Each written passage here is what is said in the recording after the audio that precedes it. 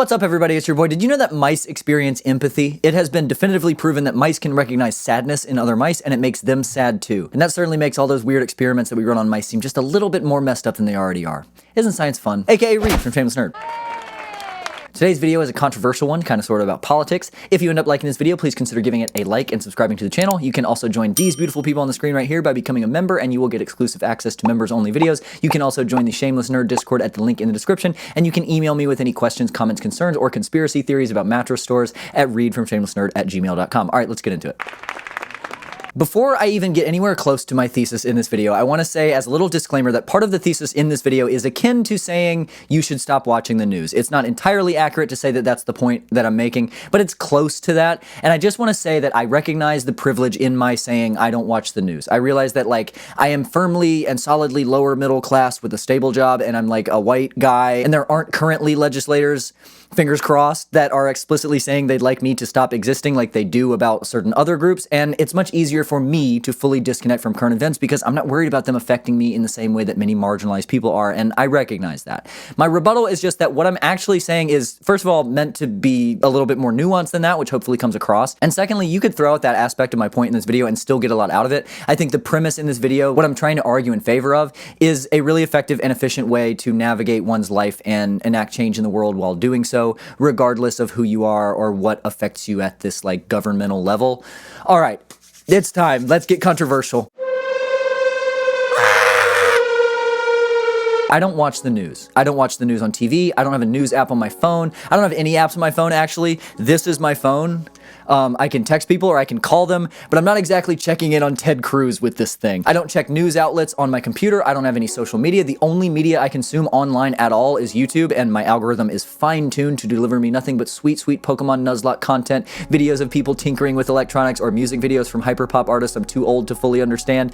And I don't really discuss politics with anyone. The closest I've gotten on this channel is my video about philosophical optimism, which is one of my favorite videos I've ever done, or the couple videos I've made about AI, which for some reason has been politicized. When I am at a family gathering and my dad and my uncle start talking about Elon Musk's American heroism, or how the real terrorists are the friends I made at college, or I'm at an event with friends and they start a heated conversation about Vladimir Putin, or they're getting red in the face about religious trauma and religion and politics and the GOP and the workers being separated from the means of production, I'll just walk away in the middle of a conversation. I really do. I will get up from the table and just go somewhere else. I don't try to get them to stop having the conversation. I don't voice my disagreement with my dad or try to do the whole, guys, I agree, but let's not talk politics at my birthday party. I'm only 14 thing with my friends. I just go away. I've gone home before. I do not participate in that way in political discussion. As a hard rule, I do not partake in strictly political discourse, period. I don't care who's running for what or what happened in Chicago. I'm not changing my profile picture on a Facebook account I don't have. I'm not posting a black square or tweeting a hashtag. God, I sound so old. I'm not changing the order of my MySpace friends, okay? I hear things through the grapevine. I'm okay with knowing major, almost inevitably huge current events, but I don't want anyone's take on them. I don't want to hear what's going on across the world today, right now.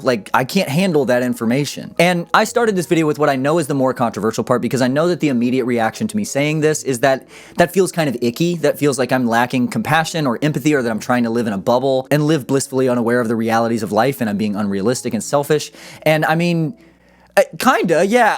I'm kidding. I mean, I do appreciate blissful ignorance from time to time, but no, it's not that I want to live with my head in the sand and pretend bad things aren't happening, or that I'm only concerned with what directly affects me and I don't care about anything else, or that I don't do my civic duty and provide an informed vote, a vote that objectively doesn't matter very much given which way I vote and where I live, but that I do anyway. It's not any of those things. It's actually the opposite. I want nothing more than to make a difference in the world. I am appalled and all too aware of the evil and injustice in the world. I want desperately to change the mind of the people who disagree with me and or who I think have the capacity to change the world. The difference is that I try to be realistic about how that would actually be achieved. I think that we are all hopelessly misguided in what we think makes a difference. And here's where I'm willing to get a little bit conspiratorial. We are very carefully, very painstakingly, very deliberately misled about what makes a difference. We have to be honest with ourselves here on one front. No one, I mean, probably not no one, I know I tend to speak in absolutes, but almost no one maybe no one, probably no one, has ever changed their mind politically because of a take on a current event that they disagree with. Not from a late night TV segment or a Facebook post or a TikTok or a political talk show. No one watches opinionated commentary on a specific event taking or having just taken place, initially disagrees with it, and then has their opinion change. These things are too specific, they are too psychologically activating, too triggering and visceral and small to actually enact any change in someone. And the people in power, the people in the media, the politicians, the lobbyists, the corporate CEOs, the network executives, they know that. That's why no news outlet ever explains what the Democratic or Republican platform is. It's actually for real hard to look up and find anywhere explicitly stated what the ideas are that the Democratic or Republican parties stand for. Instead, we tend to use these extremely inciting and exciting, scary and personally triggering events and occurrences as implied signifiers of our beliefs, without ever discussing the core principles that guide them. And not only are the core principles, the things that we believe in, the values that should guide society and human behavior, more important than what happened in any given small town in North Carolina yesterday when we're talking about these things in the context of being broader societal issues. And every human life is valuable. I'm not saying singular events don't matter. I'm just saying that when we discuss these events on the news or on TikTok, we're not saying there was a shooting in Baltimore, his name was John Doe and he was 22 years old, his favorite color was green, and it's really sad that he died, we should all care about his death. We're saying there was a shooting in Baltimore, his name was John Doe. At best, like, do you know the names of the Uvalde massacre victims? His name was John Doe and he died because blank, and so we should blank. We are talking about the principles at the core of the issue, the things that we believe in. We're just using these events as examples anyway. And if I'm being perfectly honest with you, that feels more disingenuous. That feels less respectful and kind than just discussing the things that we think could make a difference. When was the last time you saw the details of a proposed legislation being read on social media? Or if you somehow have, then when was the last time you saw details of a proposed legislation on social media that didn't have to do with tariffs, trans rights, guns, or abortion? Did you know that there are other things taking place also? If someone dropped onto the planet at 25 years old and hopped on social media or started watching the news, that person would believe that, first of all, every person alive lives in the state of California, but also that person would believe that they should be ducking every time they step outside for fear of, like, immediate death. We're not informed. You're not informed. There are 8 billion people, 206 countries in the world. We don't know what's going on. All that we should be talking about is the ideas that are important, the ideas that would facilitate a better world if applied to everyone, and that being a world that we want to live in. And frankly, the only chance that you have of helping to create that world is to stop discussing politics and politicized events and discuss the ideas that would shape the world. You're not going to change your dad's mind on gun laws. I've tried, and I am the single most annoying person on the planet. It's impossible. But it's a lot less triggering and destabilizing to discuss how beautiful the world is, how lucky we are to be alive, and oh my gosh, have you seen this tree? Wow, look at this tree, it's so beautiful. And someone who believes in the beauty of the planet and of humanity and how lucky we are to be alive is far more likely to have views on gun laws that align with mine than someone who's like, the damn Al-Qaeders are coming to get my honey bun, I gotta defend my land. My point is that the purpose of modern politics is the idea of governance. To govern a group of people is, definitionally, to control, directly, or strongly influence the actions and conduct of. That is the government's role. So, to me, thinking about and discussing the things that should more directly influence the actions and conducts of people in the world should dominate the political sphere, and they just don't. You're not going to convince your uncle that climate change is real, but you could convince him that the sunset is pretty, that getting back to experiencing nature and getting away from the noise of the city and traffic and big business, spending time with family and loved ones on the lake is what life's all about. And someone who believes that stuff, and importantly thinks about it often, would be far more likely to care a little bit about protecting the planet. Your Facebook posts aren't making a difference. Your profile picture is not making a difference. It feels good, and I'm genuinely not diminishing that. If that's your justification for doing it, then I would say that that's fine. You should do it. But to say that your Instagram account is influencing change in the world is just not true. Okay, let's do some math. I know it's everyone's favorite when an English teacher starts doing math, so let's do some math. It's math time. Love your favorite English teacher. Okay, here we go. There are about 1 billion people on Instagram in total if you exclude the 400 million or so bots. If every single person on Instagram saw your post, every single person on Instagram saw your post, that would be about 12% of the world. And out of that 12%, what percentage are going to change their view of a single issue because your profile picture has a Blue Lives Matter circle around it? I think personally that number is 0, but let's be generous, let's be obnoxiously generous and say that 5% of people who see it go, you know what? I'm changing my mind. I'll back the blue. blue, and they change their mind. Yeah, okay. So that would put us at 0.6% of people in the world. Out of that percentage, how many of your new fellow Back the Bluers are going to do anything beyond change their profile picture? How many of them are going to go the extra mile and take the massive step of getting the Punisher sticker? It's the Punisher for some reason. I don't get that one. On their car, let's say 5%. You got to buy the sticker. You got to get rid of the Calvin and Hobbes decal to make room. It's a hassle. So that puts us at 0.03% of the population. We've gotten stickers on cars now, people. That's a big deal. And out of those, how many of these new decal donners are going to go and make a difference in their community, go join a protest or do a guest speaking engagement at the church or really start making an effort in the world around them? That's a massive deal. That can't be a higher percentage than the percentage we gave for people who changed their profile picture, and we said that was unreasonably high at 5%. Let's say 1 in 100 people who bought the Punisher sticker are actually going to go out and take that level of initiative to do that for real. You're not even doing it. You're just changing your profile picture. I think 1 in 100 is super high. So that puts us at 3 to the negative 8th power percent, or 0.000000003% of our 8 billion person population, which is a grand total of 240 people. And that is, again, if every person on Instagram saw your post, and bitch, you not even get like 20 likes on your shit, like, come on. And look, I know I made all that up and that was a little silly, ultimately in tongue-in-cheek, but I think there is still value in trying to estimate the actual nominal difference that we are theoretically making, if that's our goal, making a difference, which I think it should be. Look, I hate some people from my hometown. Like, I think everyone is redeemable and humanity is inherently valuable, but I can't pretend that I don't hate some of these idiots from the town that I grew up in. And I used to love pissing them off on Facebook. I get it, it's fun, but that's not worth anything. We as politically minded people have to be realistic and honest about how our time is being spent. What we are pretending are acts of protest or attempts at enacting change are really just acts of signifying to like-minded people that, hey, I'm on your team, and signifying to people that we don't like, hey, I don't like your team. Which, I mean, if that's your goal, then that's fine. But to pretend that it's more than that, to pretend that there's some moral, civic responsibility or obligation in doing this,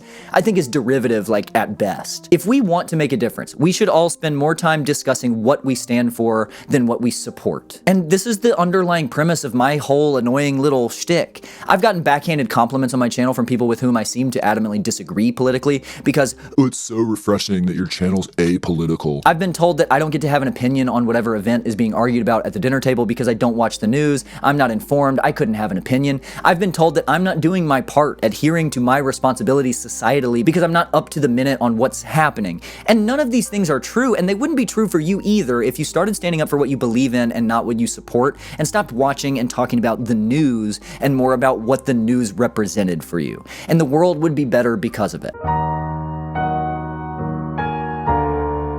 So, number one, my channel is apolitical. This is not true. My channel is intrinsically, unequivocally, necessarily political. Everything I talk about is political because all that I talk about on this channel are the things that I believe are vital to a functioning, happy society. That is, again, definitionally political. That is definitionally governance. I talk about optimism. I talk about empathy. I talk about appreciating the world around us. I talk about mental health and depression and anxiety. I talk about getting off social media. I talk about important themes in literature and media, philosophy, artificial intelligence, the importance of hobbies and passion and creativity, lessons I learned from almost flunking out of college, my favorite music. All of these are political stances. These are the things that guide my political support because they are my political stances. I believe that empathy and love should be the most important core principle in our society. That alone tells me what I think about gun laws or abortion or immigration or trans rights or incarceration, capital punishment, drug laws or taxing the uber wealthy or corporate lobbying or the industrial war complex. I don't need the examples. I already have my answers based on my core beliefs. Basing my opinions on specific current events is, from my perspective, like,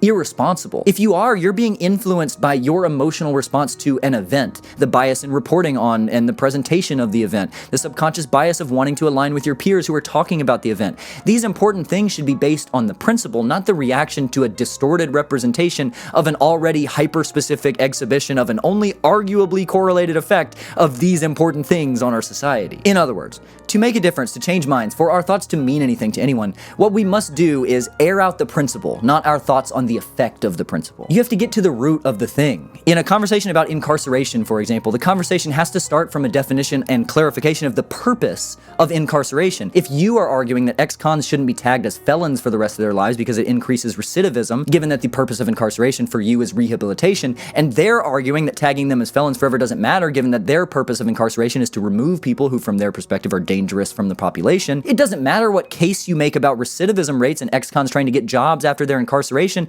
that is completely irrelevant to the person that you're arguing with. And you'd never know that or get anywhere if you don't start from the root, if you don't start with the foundational philosophy. We're all walking around trying to treat cancer with Tylenol because we're noticing a fever. None of that matters if you don't treat the cancer itself. And just logistically speaking, like energy-wise, if there's an impasse in the discussion at the root principle, at the core of the idea, like there's probably not much more that can be done beyond that. You can either devote a bunch of time to changing that initial opinion in that person, or you can just give up on that topic with that person and move on to another topic or a different person. But that's what my channel is. My channel is me rambling about 1,000 of those core principles. It's not apolitical. My entire persona on the internet is political. I'm not talking about current events or politics, but I'm certainly talking about governance, and we all should be, in my opinion. Number 2, you don't get to have an opinion because you are not informed. This one is short. I am informed. The current events are just examples of the outcomes of the principles that I'm interested in discussing in practice, and I don't care about them. I'd love to talk to you, Dad, about the idea of individual freedom and its value or lack of value, but I'm not really interested in talking about Jordan Peterson being censored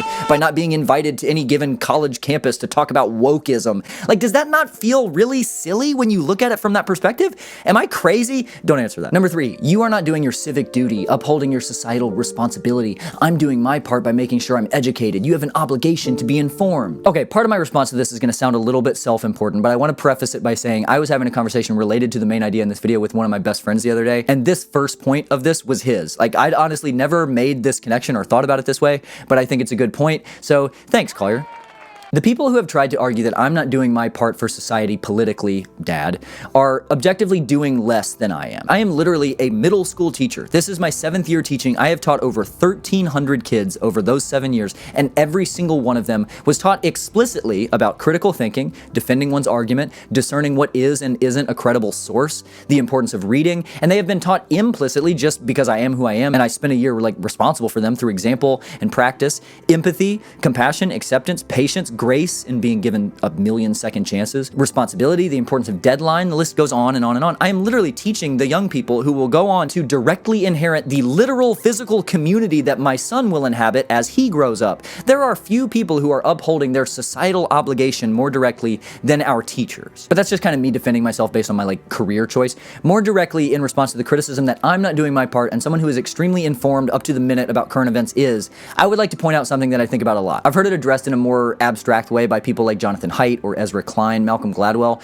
but I've come up with a name for it that I like, and that is the participation illusion. My grandpa watches the news incessantly. When he's not watching the news, he is scrolling through an algorithmically curated timeline on social media that is exclusively political, and he posts on Facebook about politics. He talks about politics. I love him more than anything in the world, but he will ruin a dinner every now and then, making everyone uncomfortable talking about current events. He wakes up and thinks about politics. He goes to bed thinking about politics. Most of his conversations throughout the day are about work or about politics. It feels very much like he is actively participating in politics at an extremely high rate. He feels justifiably like he is doing a lot of politics. I do not watch the news. I have no idea what's going on in Colorado right now. I haven't thought about Delaware since I found out that's where Aubrey Plaza is from. I didn't know that the Turning Point USA guy was killed until yesterday, September 21st at the time of writing this script. That happened almost 2 weeks ago. Apparently it's a really big deal. I go to work and talk about Robert Frost and how to get kids excited about reading The Giver. I go home and play in the yard with my son or play Pokemon on my DS or work on my novel I'm writing. It feels very much like I am not actively participating in politics at almost any rate. I feel justifiably like I'm not doing that much politics. And I mean, I talked about it already in this video, why I think that that's inaccurate, and I am very much involved in politics, but you get what I'm saying. However, in terms of explicitly political action, my grandpa and I participate the exact same amount in politics, the same amount that all of us do. Once every 4 years, we vote for president. That is the only political act that 99% of us take. Most of us don't even vote in the midterm congressional elections, the ones that make way more of a difference, and the overwhelming majority of us don't ever vote in local elections, which on a day-to-day basis in the cities and towns in which we live makes way more of a difference than who the president is. For most of us, for me and for my grandpa, we both do the exact same amount of civic dutying. Sometimes I get home from work and take a civic duty, but that's not what I'm talking about here. Everything else is illusory.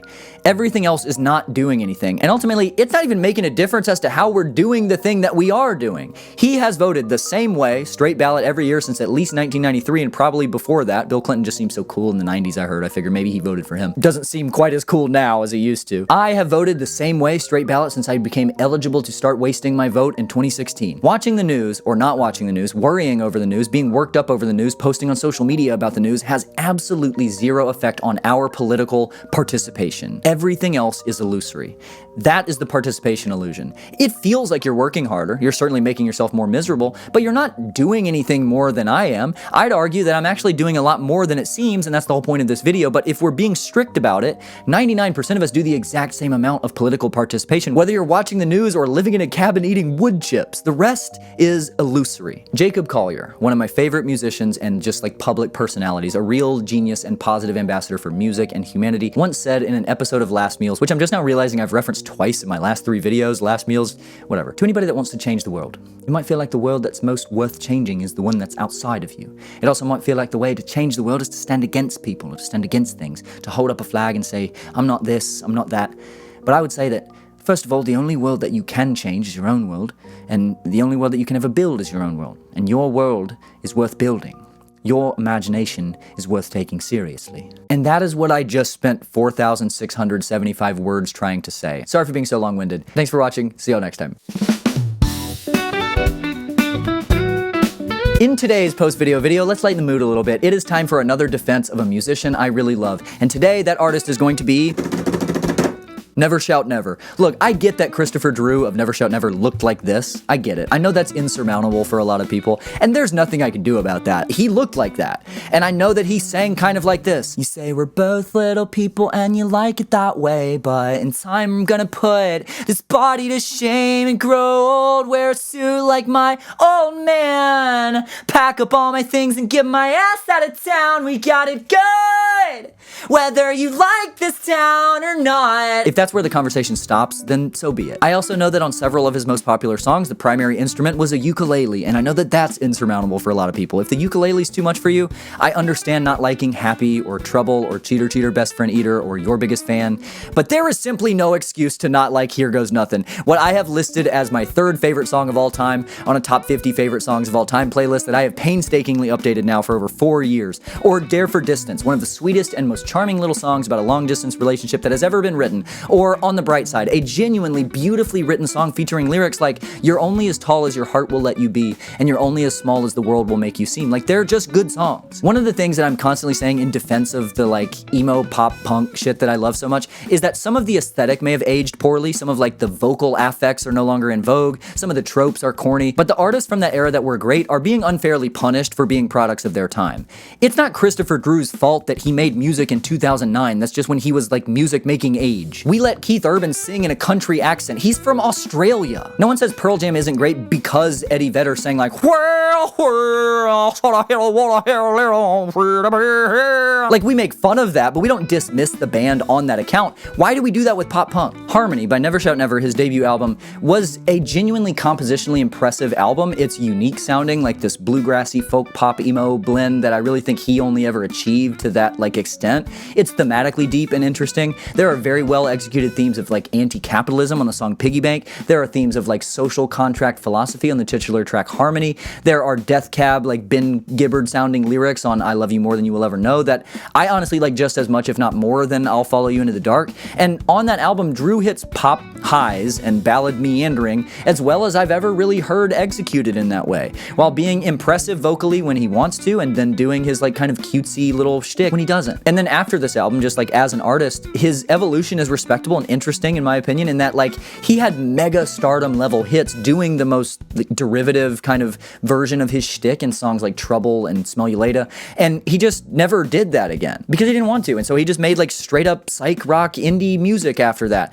It was never received at the same level his more derivative shit was, and he kind of just rode off into the sunset. He hasn't released anything since 2015, and as with all emo artists, those of you who are pop punk fans know this very well, you either die an emo legend or you live long enough to see yourself become Panic at the Disco, and I really respect that Christopher Drew chose the former. Go listen to Here Goes Nothing by Never Shout Never and tell me that that is not the most fun and original cute little song that you have ever heard in your life. It is my 3rd favorite song of all time. I refuse to be afraid to admit that I love Never Shout Never, and I'll shout about it if I have to. Okay, see you later, bye, love you, bleh.